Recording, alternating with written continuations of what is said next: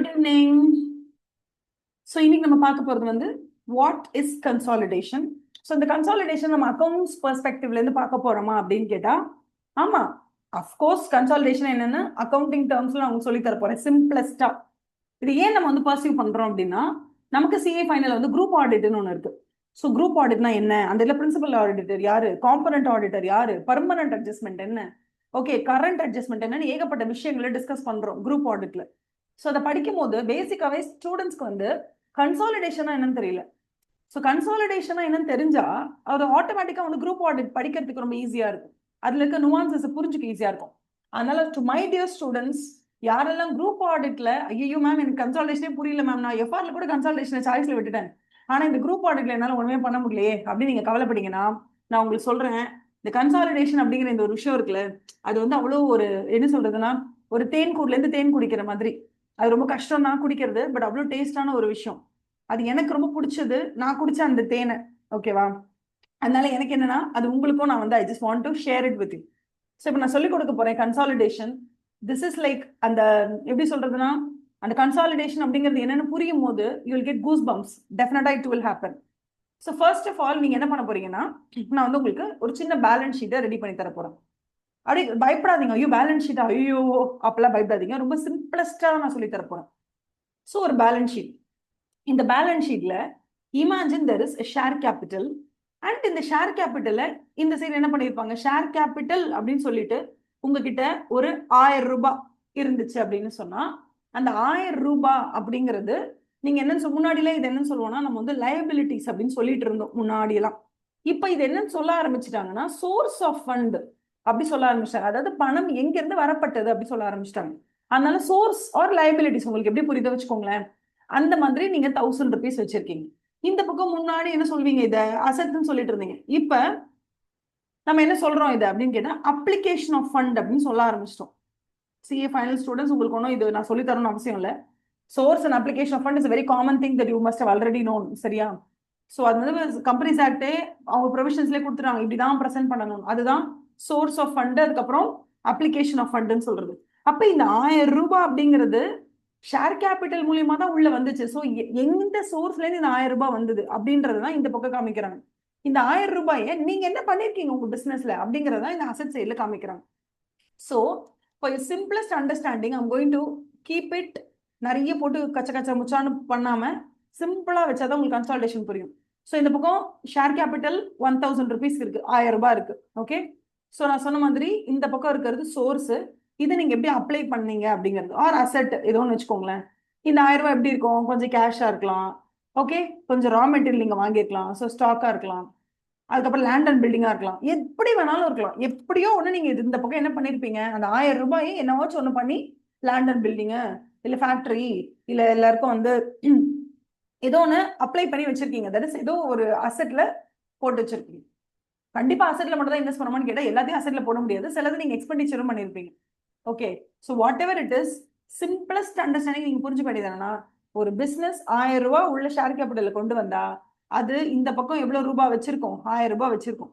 அந்த 1000 ரூபாயில இமேஜின் இந்த பிசினஸ்க்கு ஒரு 800 ரூபாய் போதும். அவங்க பிசினஸ் ரன் பண்றதுக்கு இப்போதைக்கு ஒரு 800 ரூபாய் போதும். ஒரு 200 ரூபாய் அது கிட்ட சர்ப்ளஸா இருக்குன்னு வச்சுக்கோங்க. இந்த 200 ரூபாயை இது என்ன பண்ணுது அப்படின்னா, இந்த கம்பெனி பேரு சன்னு வச்சுக்கோங்க.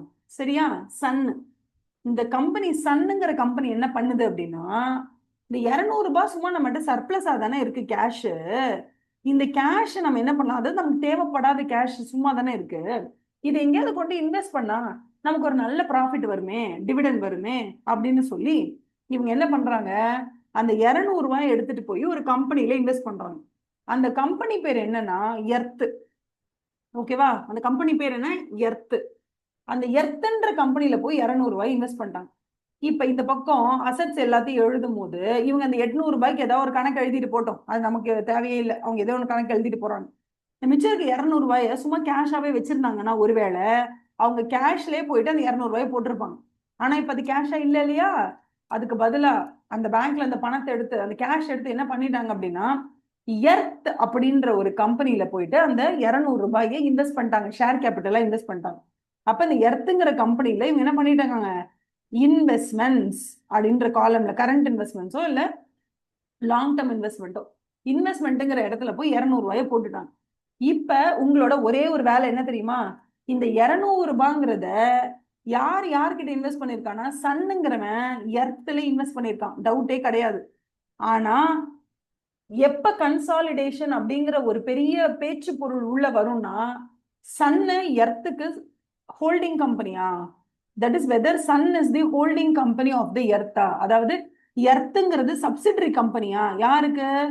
சன்னுக்கு எர்த்து சப்சிடரி கம்பெனியான்ற ஒரு கேள்வி வரும். புரியுதா? அப்படி வரும்போது சப்சிடரியா இல்லையான்னு நீங்க எப்படி கண்டுபிடிப்பீங்கன்னா, சன்னு எவ்வளவு இன்வெஸ்ட் பண்ணிருக்காங்க? 200 ரூபாய் இன்வெஸ்ட் பண்ணிருக்காங்க. எதுல? எர்த்துல. இந்த 200 ரூபாய்ங்கிற அந்த இன்வெஸ்ட்மெண்ட் இருக்குல்லமா, அந்த 200 ரூபான்ற இன்வெஸ்ட்மெண்ட் எர்த்தோடைய ஷேர் கேபிட்டல் டோட்டலா ஒரு ஷேர் கேபிட்டல் இருக்கும்ல. இப்ப எப்படி சன்னுக்கு நீங்க வந்து ஒரு பேலன்ஸ் ஷீட் பாத்தீங்களோ, அதே மாதிரி எர்த்துனா அந்த ஒரு குட்டி கம்பெனியா கூட இருக்கட்டுமே, அந்த கம்பெனில அதனுடைய டோட்டல் ஷேர் கேபிட்டல் எவ்வளவுன்னு பாருங்க. ஷேர் கேபிட்டல் ஆஃப் எர்த் மொத்தமே 300 கோடி தான், 300 ரூபாய் தான். அந்த 300ல 200 யாரு கொடுத்திருக்கா அப்படின்னு பாத்தீங்கன்னா, சன் தான் கொடுத்திருக்காங்க. மிச்சம் 100 யாரோ கொடுத்திருக்காங்க, மைனாரிட்டி ஆளுங்க யாரோ கொடுத்திருக்காங்க. புரியுதோ? அதாவது மோர் தேன் 50% சன்னு தான் கொடுத்திருக்கீங்க. 200 யாரு கொடுத்திருக்கா? சன்னு. மிச்சம் 100 1/3 யாரு கொடுத்திருக்காங்க? ஏதோ ஒரு மைனாரிட்டிக்காரன் கொடுத்திருக்கான். வேற யாரும் கொடுத்திருக்காங்க, அவங்கள நம்ம என்ன பேர் வச்சிருக்கோம்? மைனாரிட்டி இன்ட்ரெஸ்ட்னு பேர் வைக்கிறோம்.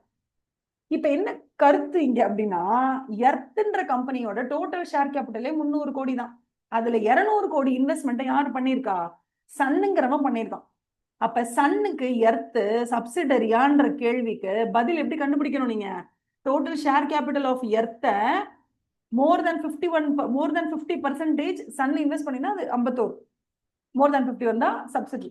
இப்ப சப்சிடரியா இல்லையான்னு பாத்துறீங்க. ஆமா சப்சிடரின்னு உங்களுக்கு தெரிஞ்சிருச்சா? இப்ப அவங்க என்ன சொல்றாங்க, கன்சாலிடேஷன் அப்படிங்கிறது என்ன ஒரு விஷயம்னா, சன்னுங்கிற கம்பெனில இந்த பக்கம் 1000 ரூபாய் இருக்க ஷேர் கேபிட்டல், இந்த பக்கம் 800 நீங்க என்னமோ பண்ணிக்கீங்க, ஏதோ பண்ணி வச்சிருக்கீங்க, விடுங்க. 200ங்கிறது நீங்க எர்த்ல இன்வெஸ்ட்மெண்ட்ல வச்சிருக்கீங்க. Do you understand? Investment in earth. என்னது? Investment in earth. இப்ப இந்த இன்வெஸ்ட்மெண்ட் இன் எர்த்தை 200 ரூபாய் அப்படியே போட்டா என்ன? போடலாம், தப்பு இல்லை. ஆனா எப்ப நீங்க அப்படியே போட்டுடலாம்?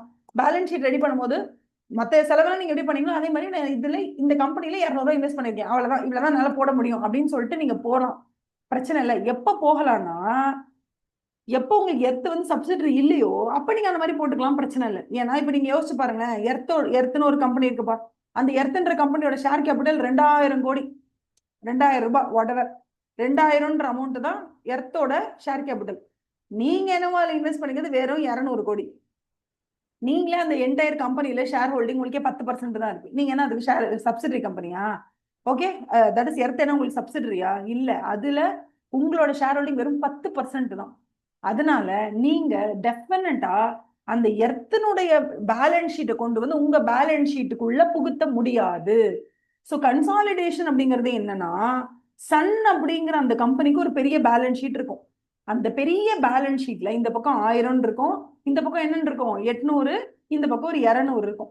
இதுல கன்சாலிடேஷன் அப்படிங்கிறது எப்படி இருக்கும்னா, instead of putting investments in earth அப்படின்னு போட்டுட்டு 200ன்னு போடுறத விட அவங்க என்ன தெரியுமா பண்ணுவாங்க, அந்த எர்த்ன்ற அந்த கம்பெனியினுடைய ஷேர், அந்த எர்த்ன்ற கம்பெனியுடைய பேலன்ஸ் ஷீட்டையே நம்ம பேலன்ஸ் ஷீட் குள்ள கொண்டு வந்து போட்டுருவாங்க. அது எப்படி மேம் பாசிபிள் அப்படின்னு நீங்க கேட்டீங்கன்னா, நான் உங்களுக்கு சொல்லி கொடுத்ததுல எர்த்தனுடைய ஷேர் கேபிட்டல் 300 ரூபான்னு சொன்னேனா, அப்ப எர்த்தனுடைய ஷேர் கேபிட்டல் 300 ரூபான்னு சொன்னா, எர்த்துல நீங்க இன்வெஸ்ட் பண்ணியிருக்கிறது வெறும் 200 ரூபாய் அப்படின்னு சொன்னா, இந்த 200 ரூபாய் அப்படிங்கிறத நீங்க அந்த இடத்துல இருந்து எடுத்துட்டு போறீங்க. எடுத்துட்டு எர்த்ன்ற கம்பெனியில அசெட் சைடு என்னென்னலாம் இருந்துச்சோ எல்லாத்தையும் கொண்டு வந்து உங்களோட பேலன்ஸ் ஷீட்ல போட போறீங்க.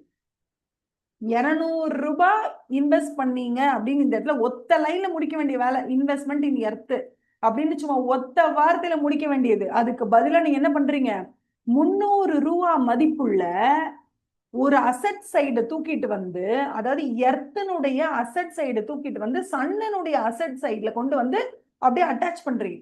அட்டாச் பண்ணும்போது என்ன ஆயிடும்னா, இந்த பக்கம் நீங்க 200 ரூபாய்க்கு பதிலா 300 ரூபாய் மதிப்புள்ள அசெட்ஸை கொண்டு வந்து இதுல சேர்க்கிறீங்க. இந்த 300 ரூபாய் அசெட் நீங்க எங்க இருந்து கொண்டு வந்து டம்மால்னு போட்டிருக்கீங்கன்னா எர்த்தனுடைய அசெட் சைடு இருக்குல்ல அந்த மொத்த அசெட்டையும் கொண்டு வந்து இங்க போடுறீங்க. அப்படி போட்டதுனால உங்க பேலன்ஸ் ஷீட் ஒரு பக்கமா டொயின்னு சாஞ்சிருச்சு. ஏன்னா இந்த பக்கம் 100 ரூபாய் எக்ஸ்ட்ரா இருக்கா, அசெட் சைடு 100 ரூபாய் எக்ஸ்ட்ரா இருக்கு. ஆனா லயபிலிட்டி சைடு 100 ரூபாய் கம்மியா இருக்கு. ஏன்? ஏன்னா உங்க ஷேர் கேபிட்டலே மொத்தம் 1000 ரூபாய் தான். அதுல 800 உங்க பிசினஸ் யூஸ் பண்ணிட்டீங்க. 200 தான் நீங்க என்ன பண்ணீங்க, எர்த்ன்ற கம்பெனில இன்வெஸ்ட் பண்ணீங்க. ஆனா எர்த் என்னடானா உங்களுக்கு ஒரு சப்சிடரி கம்பெனி. அப்ப நீங்க எப்படி கொண்டு வரணும், உங்களோட பேலன்ஸ் ஷீட்டுக்குள்ள எர்த்தனுடைய பேலன்ஸ் ஷீட்டை புதைச்சுக்கணும். அப்பதான் அது கன்சாலிடேஷன். அப்படிப்பட்ட அந்த உங்களோட பேலன்ஸ் ஷீட்டுக்குள்ள அந்த எர்த்தோட பேலன்ஸ் ஷீட்டை கொண்டு வந்து நீங்க எம்ப்ரேஸ் பண்ணும்போது, அப்படி நீங்க எம்ப்ரேஸ் பண்ணும்போது சன்னு இருக்கக்கூடிய நீங்க என்ன செய்யணும்னா உங்களோட அசெட் சைட்ல அந்த 200 ரூபாயை தூக்கிட்டு அந்த இடத்துல எர்த்தோட அசெட்ஸ் மொத்தத்தையும் கொண்டு வந்து களத்துல இறக்குறீங்க. அந்த எர்த்தோட அசெட்ஸ்ன்ற இடத்துல வந்து அது லேண்ட் அண்ட் பில்டிங்கா இருக்கலாம், எக்யூப்மெண்டா இருக்கலாம், பிளான் ப்ராப்பர்ட்டி எக்யூப்மெண்ட்ஸா இருக்கலாம், என்ன வேணா இருக்கலாம். அதுல எல்லாத்தையும் கொண்டு வந்து அப்படியே இங்க இறக்குவீங்க. இறக்குனா அசெட் சைடு எக்ஸ்ட்ரா 100 இருக்க மாதிரி இருக்கும், கூடுதலா 100 இங்க இருக்கும், இங்கே கொஞ்சம் 100 கம்மியா இருக்கும். இப்ப இந்த 100 ஏன் இந்த பக்கம் கம்மியா இருக்கு, லைபிலிட்டி சைட்ல ஏன் 100 ரூபாய் கம்மியா இருக்குன்னு கேட்டீங்கன்னா, ஏன்னா இந்த பக்கம் இருக்கிற 300 ரூபாயில 200 ரூபாய் தான் ஜி நம்ம போட்டது. மிச்சம் இருக்கிற 100 யாரு போட்டது அப்படின்னு கேட்டா எவனோ ஒருத்தன் போட்டது.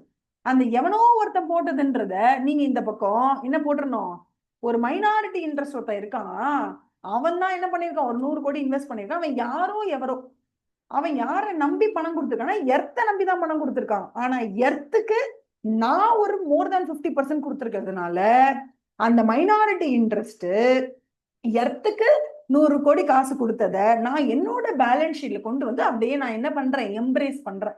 அப்ப நான் வெளியில இருந்து வாங்கின ஷேர் கேபிட்டல் 1000 ரூபான்றதையும் தாண்டி எப்படி எர்த்த நம்பி ஒருத்தன் வெளியாட்கள் ஒருத்தன் 100 ரூபாய் கொடுத்துருக்கானோ அது என்ன நம்பி கொடுத்ததா நான் நினைச்சு என்னோட பெரிய பேலன்ஸ் ஷீட்ல இதை கொண்டு வந்து நான் உள்ள வச்சுக்கிறேன். To you understand? அப்போ இதுதான் சன்னுங்கிற ஒரு கம்பெனி எர்த்த தனக்குள்ள புதைச்சுக்கிற அந்த வித்தை. இப்ப இதுல அடுத்த ஸ்டேஜ்க்கு நம்ம போனோம்னா என்ன ஆகும்னா, இந்த சன்னுன்றவன் எர்த்துக்கு என்ன கொடுத்தான், 200 கோடி கொடுத்தானா, எர்த்தனுடைய என்டையர் ஷேர் கேபிட்டலே 300 கோடி தானே. அப்ப எர்த்தனுடைய பேலன்ஸ் ஷீட் எப்படி இருக்கும்னா, இந்த பக்கம் 300 கோடி ஷேர் கேபிட்டல், அந்த 300 கோடியை இந்த பக்கம் ஏதாவது ஒரு அசெட்ல இன்வெஸ்ட் பண்ணுவாங்க, ஏதோ ஒரு பிசினஸ் பண்றாங்க, கரெக்டா? இப்ப சில நேரத்துல என்ன பண்ணுவாங்கன்னா இந்த எர்த்து 300 கோடி அவங்களுக்கு பிசினஸ்க்கு தேவைப்படாது. அப்ப அவங்க என்ன பண்ணுவாங்க, ஒரு 200 கோடி மட்டும் அவங்க பிசினஸ்ல யூஸ் பண்ணிப்பாங்க. இந்த 300 கோடியில ஒரு 250 கோடி பிசினஸ்க்கு யூஸ் பண்ணிப்பாங்க. ஒரு 50 கோடியை அவங்க என்ன பண்ணுவாங்க, ஏதான ஒரு கம்பெனில இன்வெஸ்ட்மெண்ட் பண்ணுவாங்க. இப்ப இமேஜின் இந்த எர்த்ன்ற இந்த கம்பெனி, ஓகேவா, எர்த்ன்ற இந்த கம்பெனி 250 கோடி அவங்களோட பிசினஸ்க்காக உபயோகப்படுத்திக்கிட்டு ஒரு 50 கோடிய 3ங்கிற கம்பெனில அவன் இன்வெஸ்ட் பண்ணிருக்கான். ஏன்னா அந்த 3ங்கிற கம்பெனில நல்ல பொட்டன்ஷியல் தெரிஞ்சிருக்கு, அவன் இன்வெஸ்ட் பண்ணிட்டான், அவ்வளவுதான். இப்ப நீங்க 3ன்ற கம்பெனியை போய் தனியா எடுத்து பாத்தீங்கன்னா அந்த 3உடைய மொத்த ஷேர் கேபிட்டலே 50 கோடி தான். அந்த 50 கோடியுமே யார் கொடுத்திருக்காங்க, எர்த்து தான் கொடுத்திருக்காங்க. எர்த்து தான் இந்த ஷேர் கேபிட்டலா கொடுத்திருக்கான். அப்ப இந்த 3 வந்து இந்த 50 கோடியை வச்சு இங்க என்னெல்லாம் பண்ணாலும் அதனுடைய என்டையர் ப்ராஃபிட் யார் எம்ப்ரேஸ் பண்ண வேண்டியதுன்னு கேட்டீங்கன்னா எர்த்து தான் பண்ணணும். எர்த்து எம்ப்ரேஸ் பண்ணாலும் ஒண்ணுதான், சன்னு டைரக்டா 2 பேரும் சேர்த்து எம்ப்ரேஸ் பண்ணாலும் ஒண்ணுதான். ஓகேவா? இப்ப எப்படி இருக்கும் தெரியுமா, பேலன்ஸ் ஷீட் சும்மா ஜகஜகன் இருக்கும். கன்சாலிடேட்டட் பினான்சியல் ஸ்டேட்மெண்ட்னு போட்டுட்டு நீங்க சன்னு தான் இதெல்லாத்தையும் கன்சாலிடேட் பண்ண போகுதுன்னு வச்சுக்கோங்க. அப்ப இந்த பக்கம் 1000 போட்டுருவாங்க, போட்டுட்டு இந்த பக்கம் 800 அவங்க இஷ்டத்துக்கு வச்சிருவாங்க. இங்க ஒரு 200 இருக்குமா, எங்க இன்வெஸ்ட் பண்ணாங்க, இத எர்த்ல இன்வெஸ்ட் பண்ணாங்க, கரெக்டா? எர்த் சொல்லுது நீங்க எனக்கு 51% மேல இன்வெஸ்ட் பண்ணிட்டீங்க, சோ நீங்க என்ன கன்சாலிடேட் பண்ணிடுங்க. அப்ப என்ன பண்றோம், எர்த்ல இருக்கக்கூடிய அந்த 300 அசட்டையும் எடுத்துட்டு வந்துடும். எடுத்துட்டு வந்துட்டு இந்த பக்கம் மைனாரிட்டி இன்ட்ரெஸ்ட்னு ஒரு 100 போடுறீங்க. போட்டுட்டு இந்த 300 ரூபா மதிப்புள்ள மொத்த அசட்டையும் எழுதுறீங்க. அப்படி எழுதும் போது 250க்கு அங்க அசெட் வேல்யூ இருக்கும். ஒரு 50க்கு அவன் பார்த்தா 3ங்கிறதுல இன்வெஸ்ட் பண்ணிருப்பான். அடப்பாவிகளா, இவன் நான் 3ல இன்வெஸ்ட் பண்ணிருக்கான். அப்ப 3உடைய டோட்டல் ஷேர் கேபிட்டல்ல எர்த்தனுடைய பங்களிப்பு மோர் தேன் 51 பார்க்க போன சன்னுக்கு ஒரே ஆச்சரியம். ஏன்னா 100% ஷேர் ஹோல்டரும் இவன் தான். இப்ப என்னதான் பண்ணி ஆகணும்னா, இந்த 3ல நாங்க இன்வெஸ்ட் பண்ணிருக்கோம் வெறுமனா 50 போடுறதை விட 3உடைய ஷேர் 3உடைய பேலன்ஸ் ஷீட்டை கொண்டு வந்து சன்னுக்குள்ள புதைக்கிறோம். எப்படி புதைக்க போறோம்? மூன் 50ன்னு போட்டதுக்கு பதிலா மூன்ல இருக்கக்கூடிய அந்த அசெட் இருக்கு இல்லையா, அந்த அத்தனை அசெட்டையும் கொண்டு வந்து இங்க போட்டுருவோம். போட்டுட்டு வேற எதையுமே நம்ம பண்ண வேண்டாம். இந்த பக்கம் எதுவுமே போட வேண்டாம். ஏன்னா இதுல ஃபுல் ஷேர் ஹோல்டருமே எர்த்து தானே, மைனாரிட்டி இன்ட்ரெஸ்டே கிடையாது. ஒருவேளை மூன் அப்படின்ற கம்பெனில டோட்டல் ஷேர் கேபிட்டல் 80 கோடியா இருந்து அதுல ஒரு 50 கோடியை மட்டும் தாங்க எர்த்து இவங்களுக்கு கொடுத்துருக்காங்க மூணுக்கு. ஆனா பேலன்ஸ் 30 கோடியை எவனோ ஒருத்தன் கொடுத்துருக்கான் அப்படின்னு இருந்துச்சுன்னா கண்டிப்பா இந்த கன்சாலிடேஷன் உள்ள கொண்டு வரும்போது இன்வெஸ்ட்மெண்ட் இன் மூன் அப்படின்னு சொல்லி இந்த எர்த் கம்பெனிக்காரன் என்னன்னு எழுதியிருப்பான் முன்னாடி. அவனை பொறுத்த வரைக்கும் நான் இந்த கம்பெனில 50 இன்வெஸ்ட் பண்ணிருக்கேன்னு கணக்கு எழுதியிருப்பான். ஆனா நம்ம கன்சாலிடேட் பண்ணும்போது மூணுன்ற கம்பெனியோடைய பேலன்ஸ் ஷீட்டை பார்த்தா அங்க 80 கோடிக்கு இருக்கு. அப்ப நீங்க என்ன பண்ணுவீங்க? கன்சாலிடேட் பண்ணும்போது 80 கோடிக்கு மதிப்புள்ள இருக்கிற அசெட் மொத்தத்தையுமே இல்ல வரிசையா எழுதிட்டு இந்த பக்கம் எப்படியும் 30 பற்றாக்குறையா இருக்கும்ல, இதை நீங்க மைனாரிட்டி இன்ட்ரெஸ்ட்னு இதோட ஆட் பண்ணி விட்டுருவீங்க. இதுதான் கன்சாலிடேஷன். இது புரியலன்னா எந்த இடத்துல புரியல நீங்க எனக்கு பார்த்துட்டு சொல்றீங்க, நான் மறுபடியும் உங்களுக்கு விழாவரியா இதை எக்ஸ்பிளைன் பண்ணுவேன். பிகாஸ் கன்சாலிடேஷன் இஸ் லைக் முத்து or it's like gold diamond. அது நமக்கு புரியறது அவ்வளோ பெரிய ஒரு கௌரவம், ப்ரைடு அது. ஓகேவா? சோ உங்க எல்லாருக்கும் புரியணும். சிஏ ஃபைனல் நீங்க பர்சூ பண்றீங்க அப்படின்னா கன்சாலிடேஷனா இதுதான் அப்படின்னு நெத்தி போட்டுல அடிச்ச மாதிரி புரியணும். புரியலைன்னா என்கிட்ட மறுபடியும் நீங்க கமெண்ட்ஸ்ல கேட்க போறீங்க. நான் இதை விட சிம்பிளா அதை உங்களுக்கு எப்படி சொல்லலாம்னு நான் யோசிச்சுட்டு மறுபடியும் நான் உங்களுக்கு இது ரிலேட்டடா ஒரு வீடியோ போடணும். சரியா? All the best. செமையா ப்ரிப்பேர் பண்றீங்க. Okay, by.